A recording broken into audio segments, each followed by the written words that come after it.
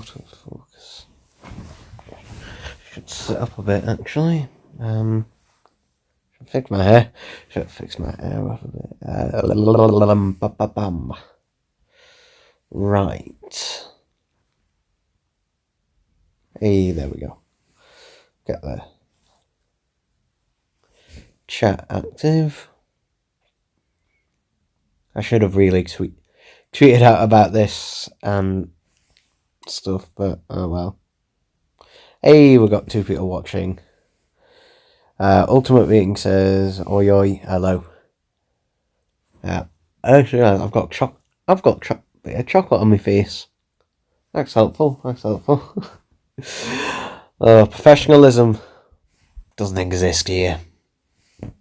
So I'm gonna, since it's start the stream and to give people a bit of time to jump on, I'm just going to mention what I'm going to be talking about, because there's a few things I've got to talk about with the B&M Daleks, as ever, because there's a couple of things I've noticed about these since initially getting them, and also I'll probably talk about some other stuff if there's any points that I've missed in my Evil of the Daleks DVD and Blu-ray review, which went up today. So, you know, hopefully that video, you know, was satisfying to most people, because that thing did take me a long time to edit. It took us not as long as other videos, but it took me about 2.5 hours to literally just get all the bits of footage, and the BBC copyrighted it, because of course they did.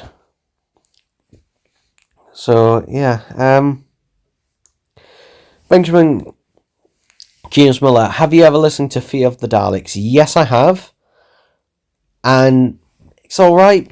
It's kind of like your standard Big Finish. It's all right. It feels, I don't know, just kind of feels like it's just there to tick off a box saying, oh, that hasn't been a Zoe Dalek story. There we go. You know, it's not a brilliant Dalek story, but it's, you know, it's all right.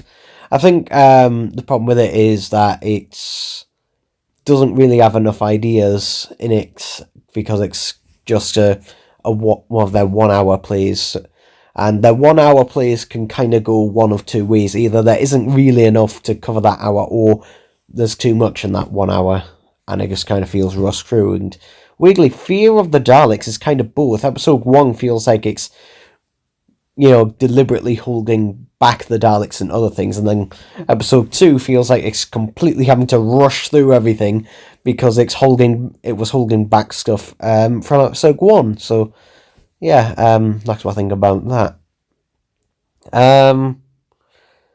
Haven't cropped Day of the Daleks set yet. Haven't got.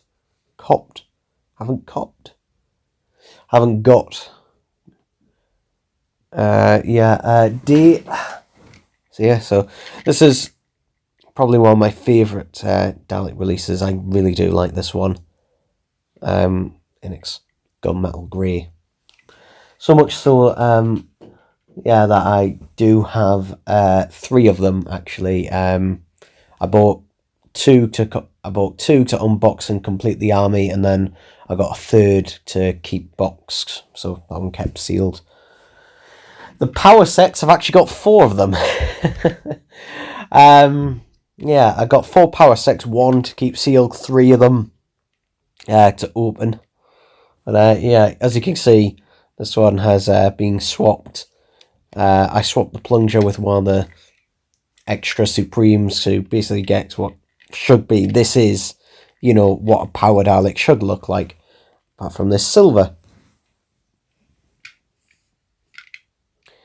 But there's a thing that I should mention with these B&M Daleks,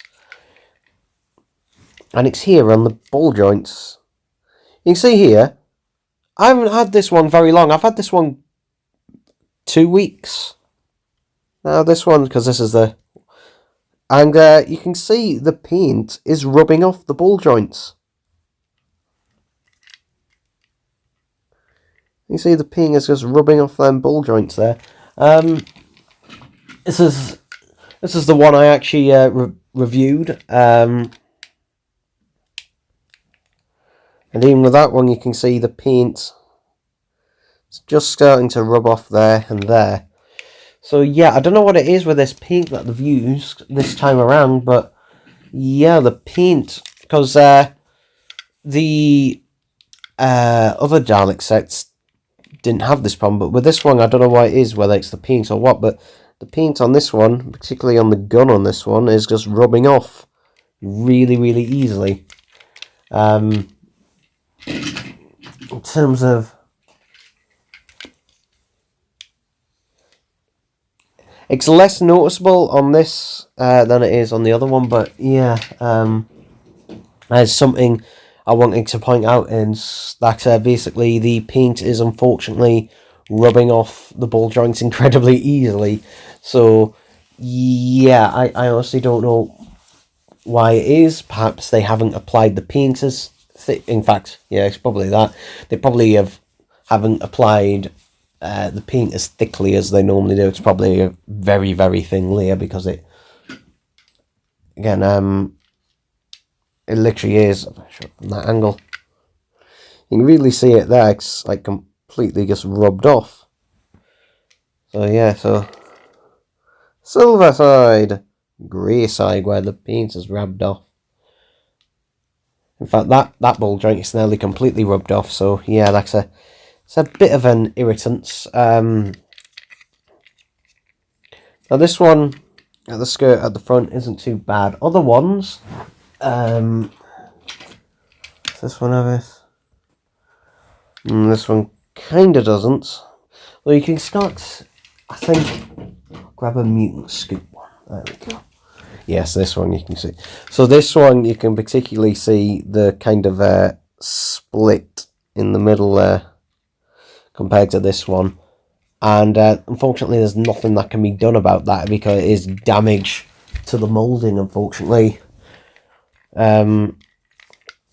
You can also see a few sort of, if I get in the light, you can see these dings just there, and there's a couple there as well, and there was a little ding there, there. There's some on the dome, on this section of the dome there. There's a couple of dings, and they're basically just that is just damage to the mold, unfortunately. You can also particularly see the little lines going down as well. These are the seams where basically the mold is joined together from where they separated, and yeah, those seams are getting much more obvious as time goes on, which is, again, just annoying. That, you know, I mean, at the moment I'd say it's still just about serviceable, but you know, it's going to get to that point. If these history sets keep going on, and from, you know, everything we've seen, they will go on, eventually it's going to get to the point where, you know, because once a mold starts to become damaged, unless it is fixed, then it's just going to get more damaged as time goes on, unfortunately. So, which, again, you know, is a problem. I mean, these molds have been around since at least 2008, possibly 2007. So they've been around for well more than a decade. So I think it's time that, you know, the molds are repaired. Because that'll be cheaper than, you know, making new ones, which would be ideal. But I don't see that happening. I mean, out of every single figure, characters who, the Daleks are the one where I could see them making, like, swallowing the cost and that to make a new mould for a Dalek. I mean, he did the reconnaissance one, and that is a completely brand new, unique mould that can only really be used the once. So, you know, and every single classic Dalek figure, bar a couple, use this exact same mould. The only exceptions to this are the Emperor Davros, obviously, the Destroyed Imperial, and the Special Weapons Dalek. They're the only, and even them use bits and pieces of others. So yeah, but other than that, all of them just use this same mold. Even the 80s ones do, which they really shouldn't, but there you go. Yeah. I'll start reading some of the comics, actually. Now you're just rubbing it in. Ultimate Beacon there. The fact that character paints the bulge drinks does ruin it, as you can understand. They want to be more accurate, but it ain't. The bull drinks should be painted. I don't know if you're thinking that they shouldn't. The bull drinks, you know, they should paint them, because otherwise it is just bare plastic. Because that's what happens. It's just bare plastic like that. Because they did paint the actual ball joints on the actual props as well, generally. A lot of the time, particularly later on when they start to become more damaged. Not less so in the 60s, but definitely moving on they did. I don't like the 60s Daleks, but I'm happy I can pick something up that I don't have. Balloons. Demon Ruler, hello. Most of my classic Daleks come from B&M, and as I was too young, as I was born in 2004, and only have seen the revival. My brother was born in 2004 as well. He does have some of the Forbidden Planet exclusives. In fact, he got a fair few of them. They're all broken. They're all broken. He got the Resurrection of the Dalek set. He got the Remembrance of the Dalek set. He got the Revelation of the Dalek set. And did he get the Genesis? Yeah, he got the Genesis of the Dalek set as well. All of those are broken. Every single one of those sets, the Daleks are broken. So, yeah. But he actually did get those. I obviously got them as well. But, yeah, he doesn't... I mean, I was going to say he used to, but to this day, he still doesn't really take care of anything, essentially. But he was much worse then, because he literally just left them lying around. I say used to, he still leaves stuff lying around. He left his Bose Quiet Comfort headphones literally just lying on the floor, and they got broken, which he had to send back, because of what, thankfully under warranty. But yeah, it just makes you look at that and you just think, God, you know that. But yeah, they are good if you didn't have the original release. If you didn't have the original releases of these, you know, they are good for that. But, you know, that doesn't mean, like, the problem I find a lot of people will make loads, every excuse in the books over these, you know. They'll say, oh, you know, you should give them a pass because A, they're B&M Daleks, or B, you can't be harsh on them. Because, like, at the end of the day, you know, no one's paying me for these. I have to buy these myself. And if I'm buying a product, you know, I'm going to review it and say exactly what I think of them. Well, you know, say things I like, say things I don't. So, for example, something I do like about this one that is an improvement. On the dome lights, I do like the fact that they did more frosted kind of dome lights, because it does actually match the prop better. What I don't like, the fact is, for some reason, they didn't paint the rest of this in the grey. I have no idea why. And also, the hemispheres on this one should be darker. I'm less fussed about that than I am this. This is, you know, just a bloody irritants. Because at least this, although it might not match for Power or Evil, it does match, you know, earlier props, so I can see, you know, where that influence has come from. But yeah, I still don't know why they didn't make these darker. Because the ironic thing is, the eye stalk, the rings around the eye stalk, that is the colour the hemispheres should be. Yeah, these rings, basically, if you swap these two colours around, you basically get the correct colours for this Dalek. But unfortunately, you know, that wasn't the case, because Alduar does very hard research, you know, like finding up the first colour picture he finds on Google Images of the first Doctor, and not going into checking in that to see if it's, you know, a colorization or Photoshop. No, he'll just go, right, okay, there we go. Yeah. Just look on Dalek 6388's website. Just go on there. Tons of reference pictures. Tons of information. You don't even have to say that you looked. You can just pretend that you knew it yourself, Alduar. But nah. You won't do that. Yeah.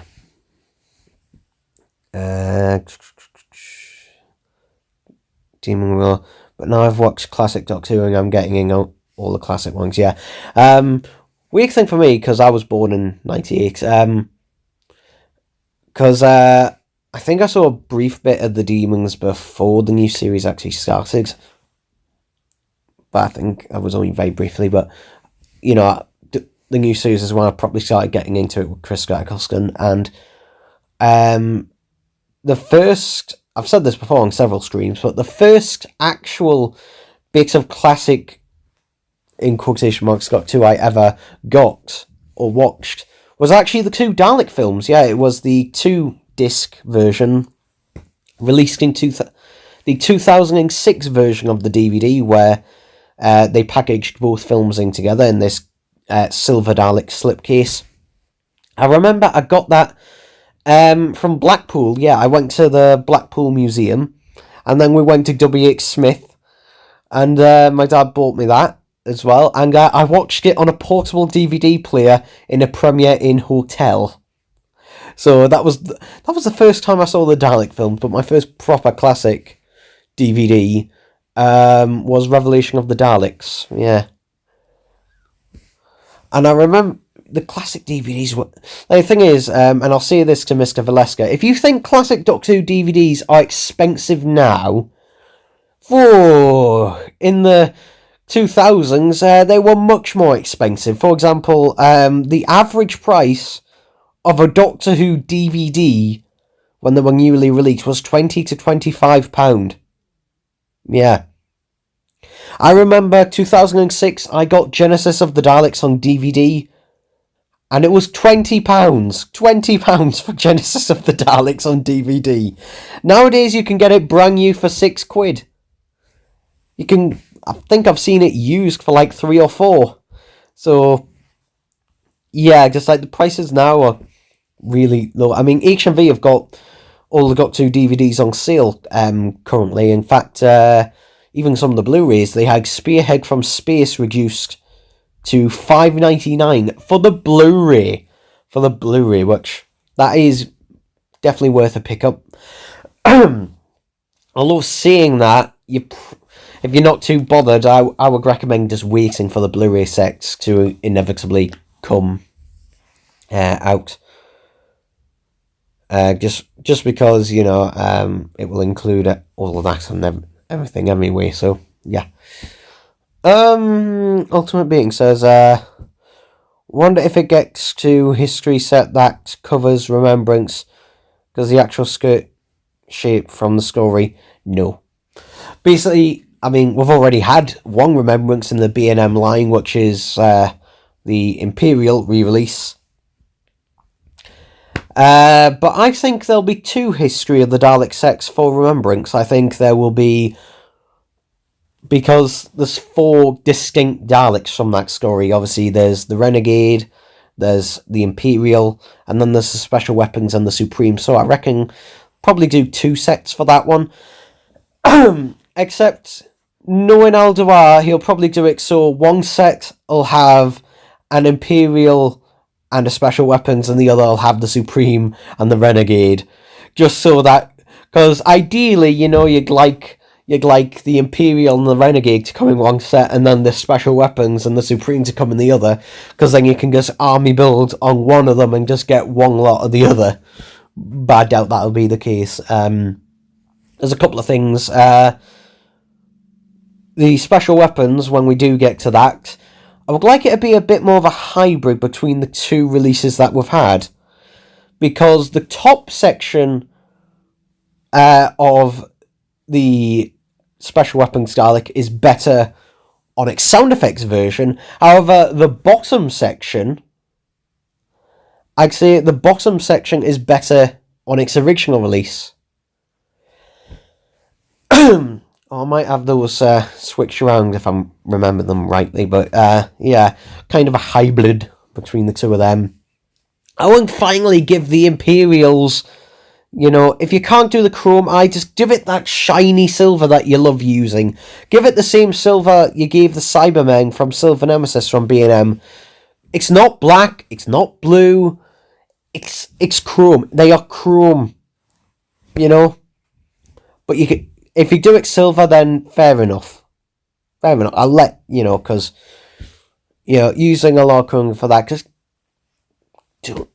stop fucking up the colour. You know, that's all I'm gonna really say about that. Stop fucking up the colour of the eye. Miss Valeska, how dare you live stream when I'm going out? Yeah, I didn't plan this live stream. I just decided, hey, why not just do a live stream? What do you think about the new B&M 6 leaked on my Miss Valeska? That was a very, very funny joke. That's all I'll say about that. Demon Ruler.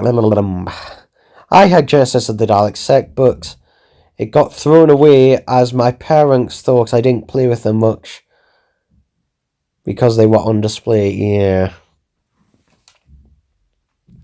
I had a really hard time, like, getting my parents to not chuck out the boxes. I've still got, and I made the excuse of, oh, well, I'll keep the figures in there, you know, when I'm not using them, which is why I've still got the boxes for them. I think from 2010 onwards. In fact, there was a few beforehand, but generally from 2010 onwards, I decided I'm going to keep all of the boxes and all of the packaging for all the Doctor Who stuff I get. And that is something true to this day. I've generally always kept the packaging. And 2010 was also the first time I ever got a Doctor Who figure and decided not to open it. And that was the Regeneration 5th Doctor figure. Yeah.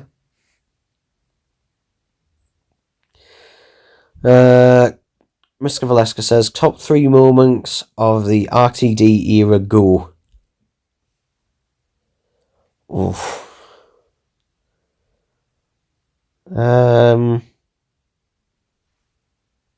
Okay, here we go in no random, in just complete random order.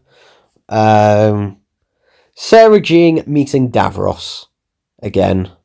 Like, for me, that's a very special moment, because for one, it's the only companion to actually meet Davros more than once, and two, it's Sarah Jane. You know, so yeah, there we go. Even being Big Finish, a companion I don't think has met Davros more than once. So, yeah. Trying to think of another moment.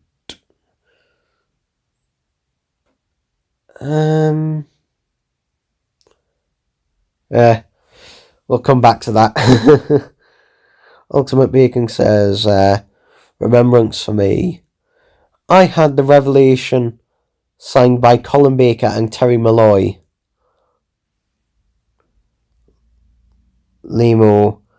Lost it when I moved house. Be worth a fortune. Actually, it's worth less. It's probably worth more because of its signature, but it's worth less now than it was then. I've noticed with B&M sets, particularly, you know, they've been going down in price, some of the Forbidden Planet ones. Particularly, you know, some of them. I mean, some of them do a lot of the, if they're still sealed in box, if they're still in box, then they're still worth a lot more. But if they're loose, I generally find, you know, the loose Forbidden Planet Dalek exclusives have gone, I mean, they're still not cheap, but they've gone down since the B&M ones started coming out. Andy J asks, were you a Bonnie baby? I don't know. I have no opinion on it. I would have shown you that picture again of me. I think I showed it in a previous stream of me as a baby. But unfortunately that's being packed away since. In fact, it's probably in a box around here in bubble wrap. So yeah, I cannot really comment on that yet. Anything I've missed out? I don't know. Oh yeah, the next Blu-ray set is supposed to be season 17. I think it was leaked on. Was it a German website? It was leaked on. So that'll mean, hopefully, if you didn't get the Steelbook of Sharda, like I did, which has the extra disc, which has the VHS version of Sharda, which doesn't really mean anything because it was on the DVD, but it also has the 8th Doctor animated version, which is good because if you don't have a Flash player anymore, you can't watch that version. That is literally the only version that is being released that is actually physically on the disc. So, yeah, that's the only thing that really makes that rare. Can you sing Big Set Boys? Not really. At the moment, I'm a little bit more croaky at the moment. Because I have had a bit of hay fever recently, I think. So, yeah. Don't worry, it's not COVID. It's not COVID. I literally had a test the other day because I went to visit my granny. So, I don't have COVID, but I'm a little bit more croaky today. I think because I've been talking for so long today. I had a work meeting this morning that was me talking to them for about an hour, and then there was recording and doing the review of Evil, and then talking to friends as well. So yeah, I've done an awful lot of talking today for me, so my voice is kind of going a little bit. Maybe one day or maybe later on, I don't know, but yeah, God, I look like complete shit right now. What's your job? So I'm basically the manager of a YouTube channel for I am the manager of a YouTube channel for a think tank company. No, not think tank as in robot. No, an actual think tank company. I am the manager of the YouTube channel there, which.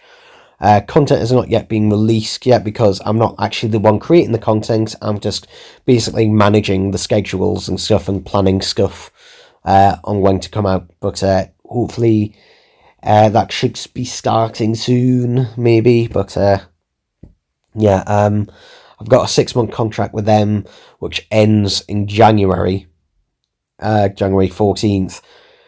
I'm hoping I'll get kept on.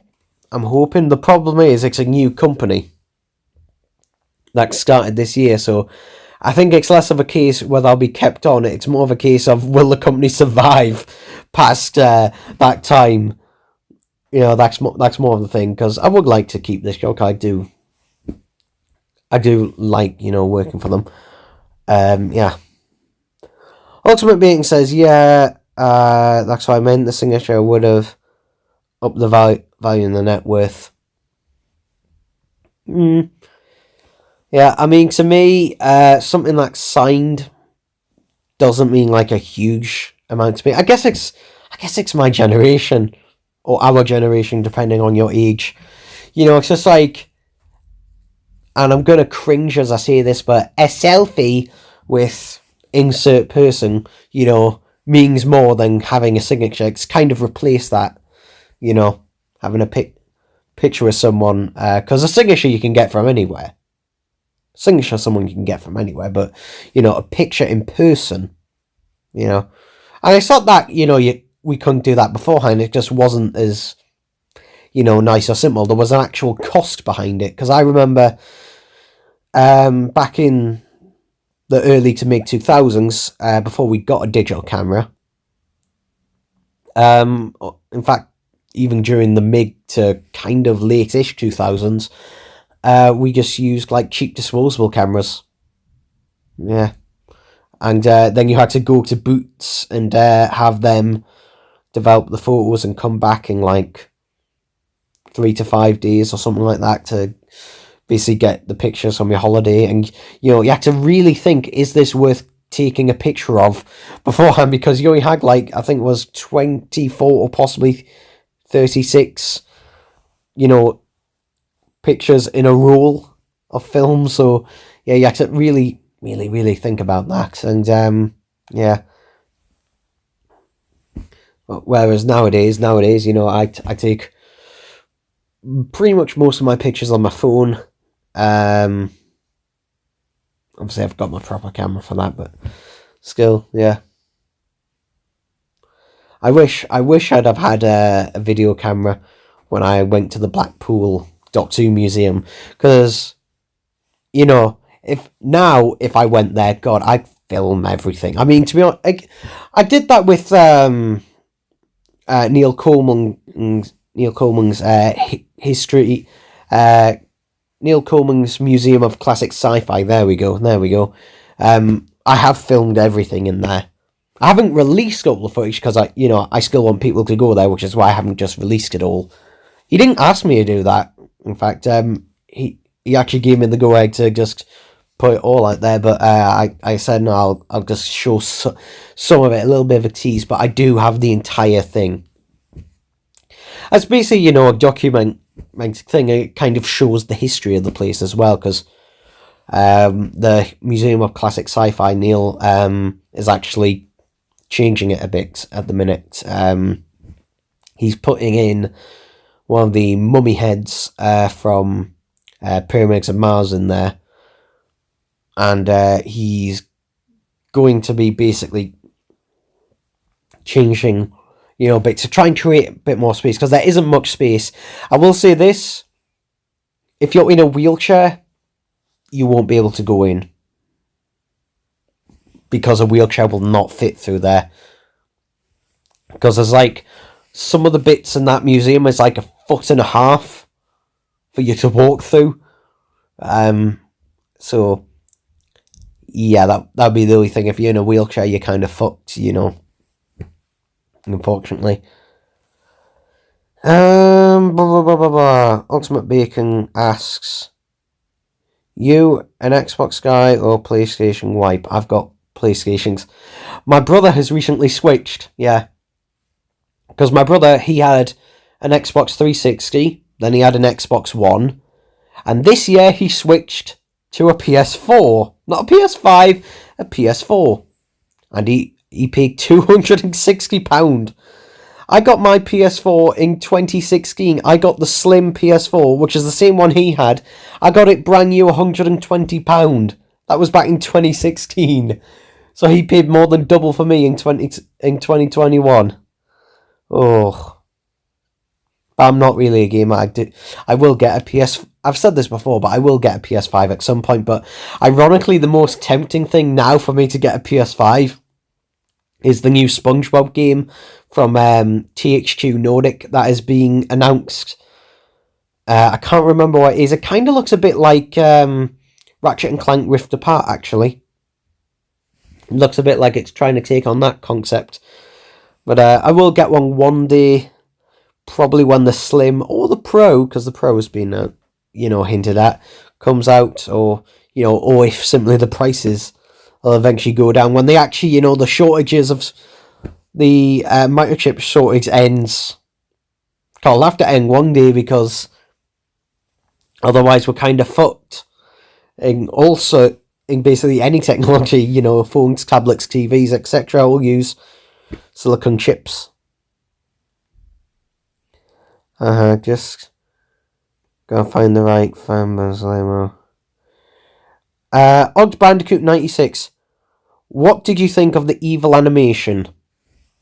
Well, if you want to know exactly what I thought in detail, I actually did a review, which is on the channel right now, a full detailed review of the Evil of the Daleks animation. But basically, I thought it was kind of what I thought. It's alright, but it feels rushed. It does feel rushed. Particularly episode 7 feels very rushed.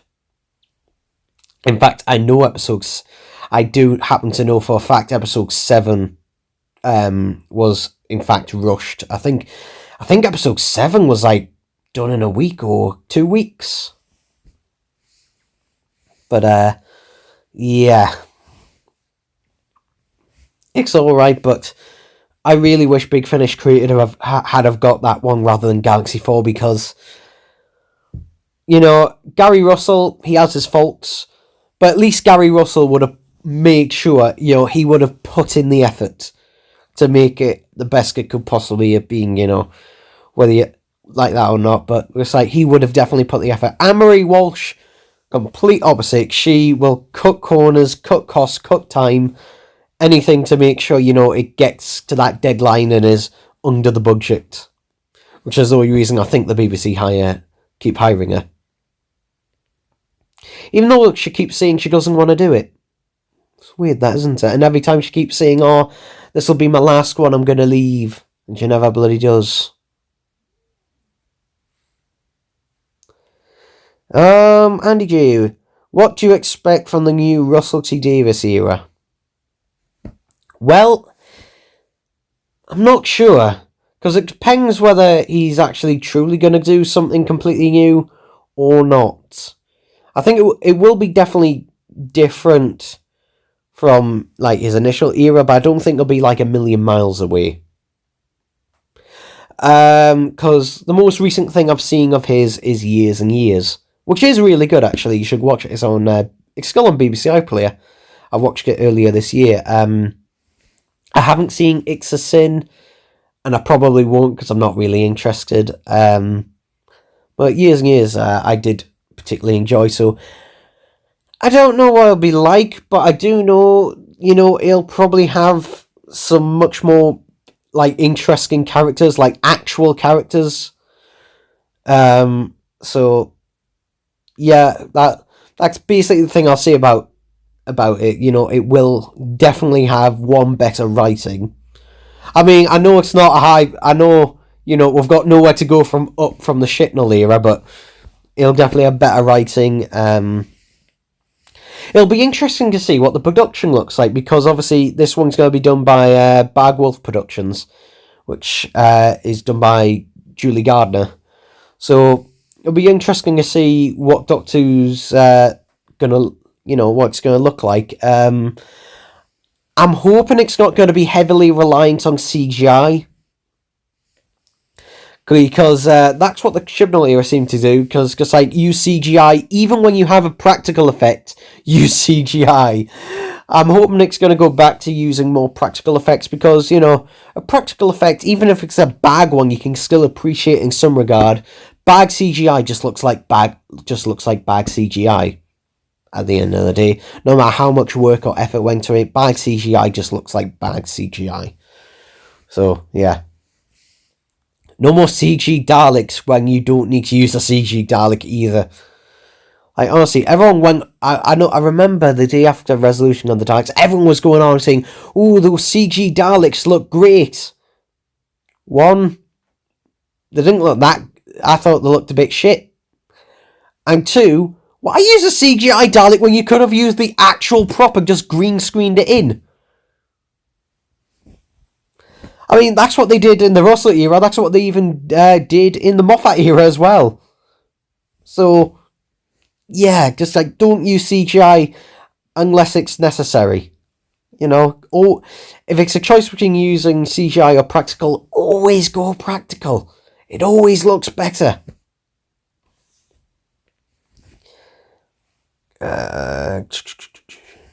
Demon Gorilla, do you think they should bring back the Emperor Dalek from Evil?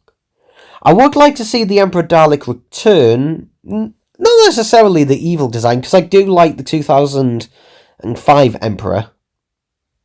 And then there was the City of the Daleks version, which was basically just that version, except paradigmed looking.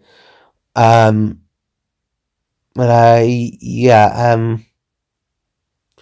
think you know, for the new series, I think it's better off going for the new series one just because of how much larger it is.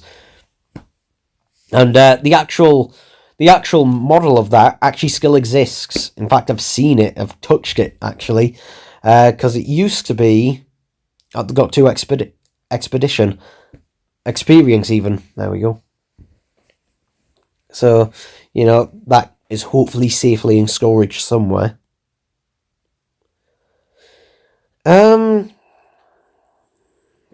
of Bandicoot 96. It's such a boring story until episode 6. Yeah, I think the problem with Evil, and this is the problem, it has a really weak middle. It has a really weak middle. You know, I'd say it has a pretty interesting, good beginning, the first couple of episodes. But then the whole thing with Jamie, you know, and the whole test thing, I think that's where it kind of just loses and just kind of gets a bit dull. And it doesn't use the Daleks that much during them bits as well. It's just like, you know, so, yeah.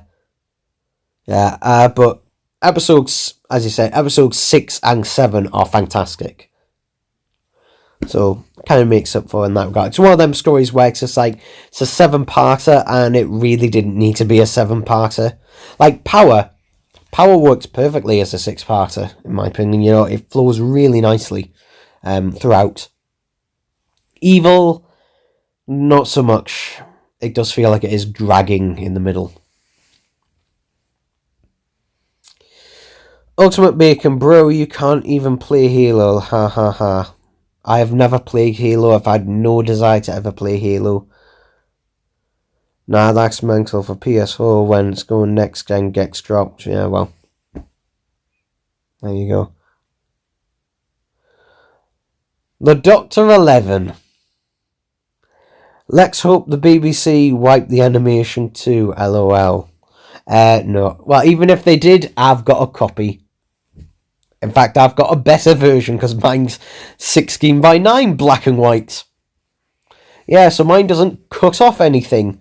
You know, like Patrick Troughton cut off in a couple of scenes. Jamie King.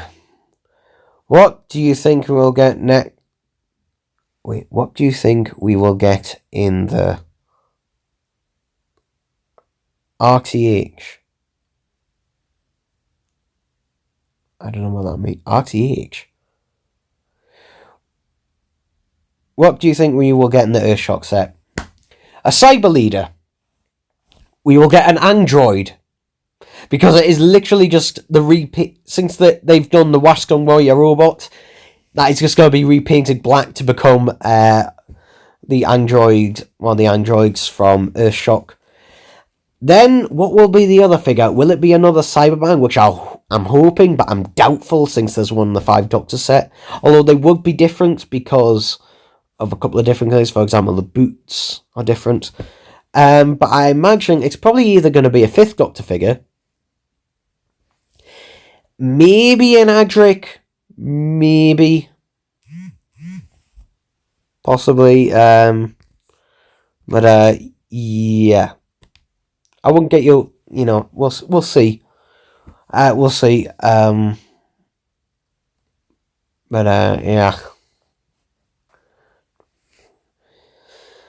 Odd Bandicoot 96. Do you think Russell will cast a male or female Doctor? Now, that's the thing. I don't know. I honestly don't know. I think it could go either way. I think it could honestly go either way. I think, you know, regardless of what I think Russell will cast a good actor from his track record. Like, even with his other show, like Years and Years and that, he's always cast really good actors in the roles. So, whoever it is, again, I think it could go either way. I think he will choose, like, a good actor to be in the role. Who that'll be, no idea. No idea.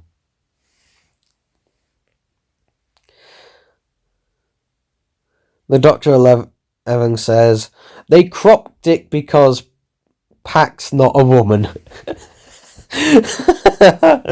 Oh. Yeah. Okay. I'll say nothing more, otherwise YouTube will probably take down this stream immediately. So, yeah.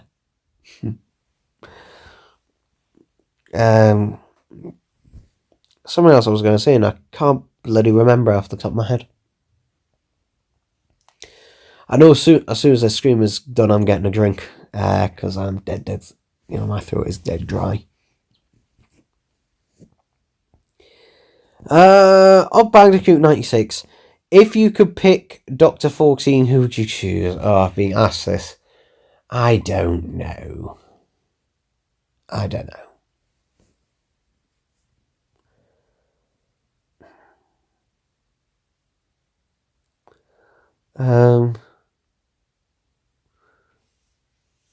I know.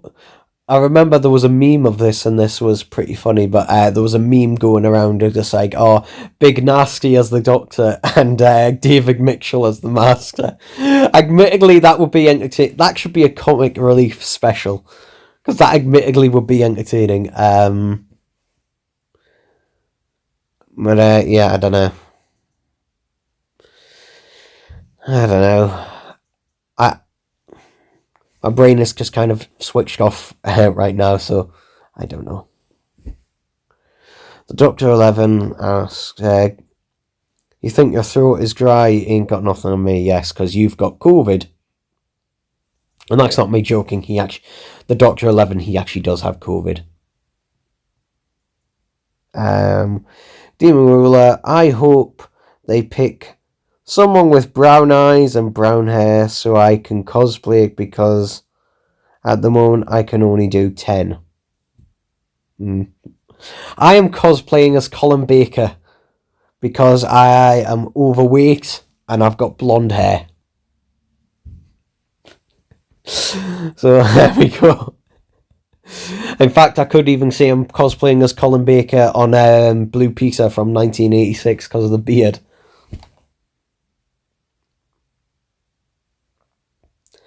The Doctor 11.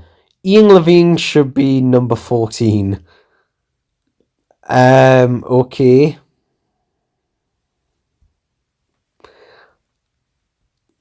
I mean, that... God.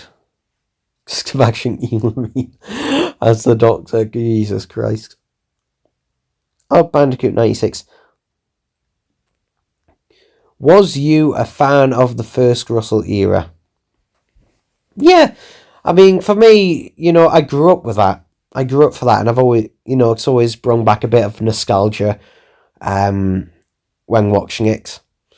There's obviously episodes that I don't like, but the Russell era, I always do kind of have a bit of a soft spot for that. Simply because that is the era that I grew up with. Demon Ruler, I suppose I could do the Roland Atkinson.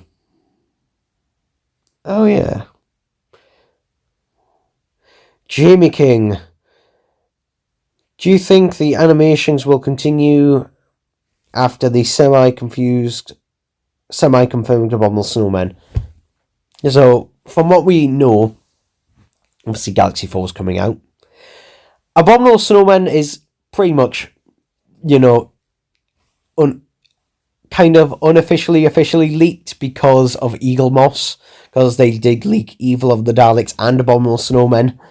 So, yeah, I wouldn't be surprised if that is coming at some point.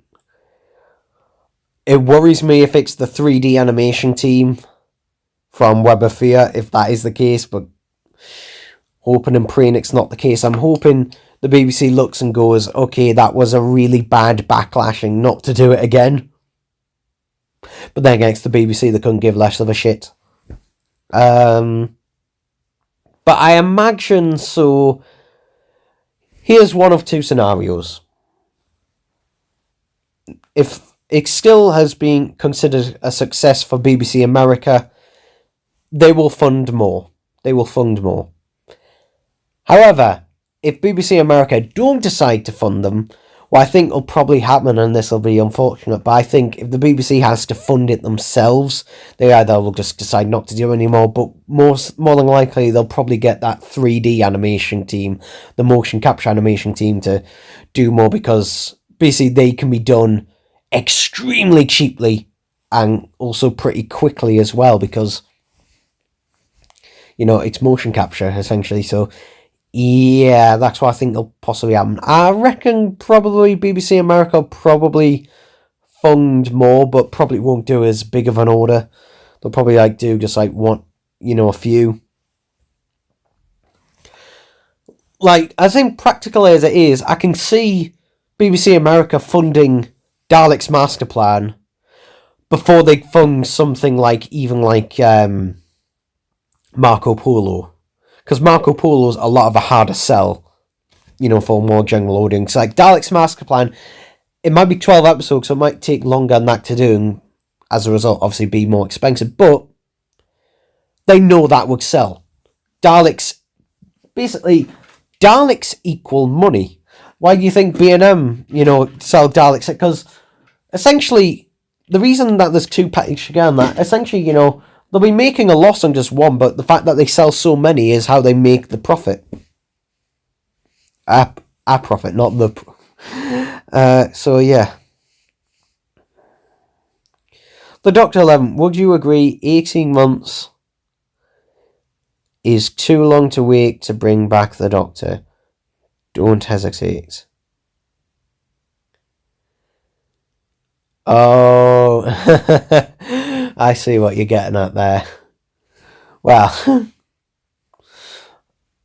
if it's going to work, I'll wait 18 months and beyond to never bring her back. So, yeah, I'll be interested to see what happens, because the thing is it's like, after Joey leaves, are we going straight into a 60th anniversary special? I reckon Russell will probably do a Christmas special in between. I'd be very surprised if he didn't. Because one thing him and Stephen Moffat keep going on and keep making fun of Chris Kimmel about is the fact that there's no Christmas specials. So I think that'll be something that will return in the RTD, the new RTD era. I think the actual Christmas specials will return. Benjamin asks, what's your favourite Third Doctor variant? It is a cross between the Death to the Daleks version and the one released in the 13 Doctors box set. Actually, I think they're my favourite variants. Yeah. Although I do love the Planet of the Daleks one. Even though it is really inaccurate, I do love the Planet of the Daleks one. So, yeah, even though it is obviously woefully inaccurate, it's still nice to actually have that. And especially considering it's also just like a one-off one. But, yeah.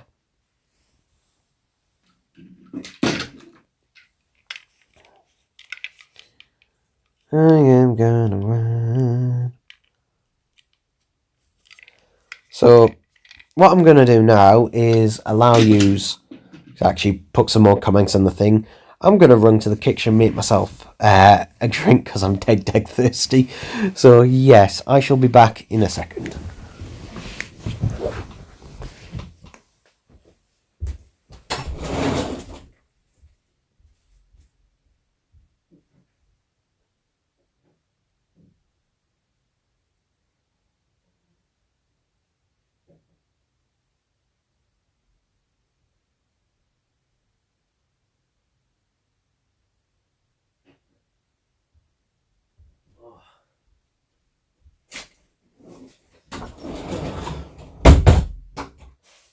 Right. Right. Oh, that's better. Oh, no more comics. Yeah. You send.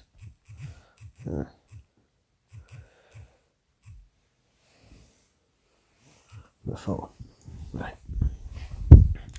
By the way, just out of curiosity, did anyone watch the Gordon, Gino, and Fred Go Greek new series that started last night?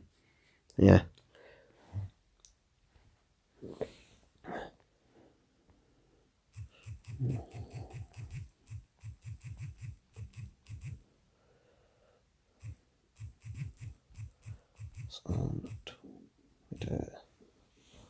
There you go.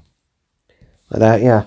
Tip for ITV. If you ever want to watch anything on ITV, record it. Record it. Rather than watch it on catch-up or anything. Because if you record it, you can then skip through the adverts. So yeah, that's all. Although I rarely watch TV, like live TV, anymore. Yeah. Weirdly, Wednesday or tomorrow is Nicholas Briggs's birthday, where he'll be 60 years old tomorrow. And weirdly, tomorrow is also my dad's birthday, where he'll be 50.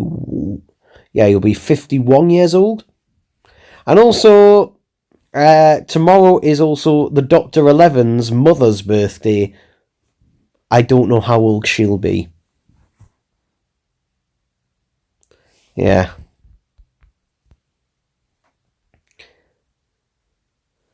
Just some information there. Is this still going out live? By the way, I know there's a few times where the screen kind of glitches out a bit because of the internet.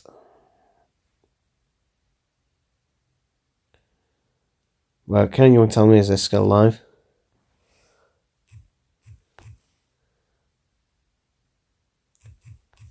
Still live? Is it still live?